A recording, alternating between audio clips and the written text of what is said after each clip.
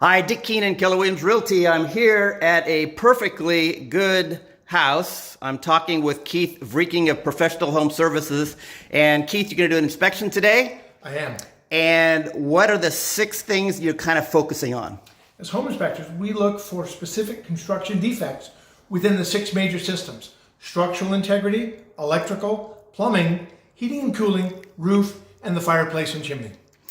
And so how long is your report? The report is usually about 40 pages, plus or minus. Most of that just talks about what we do, what we don't do. And we not only note in our reports things that are wrong, but a lot of good information in the report, such as where your 3 main utilities are located, and good information like that for our clients. How long does it take you to do a home inspection? About 2.5 hours. 2.5 hours?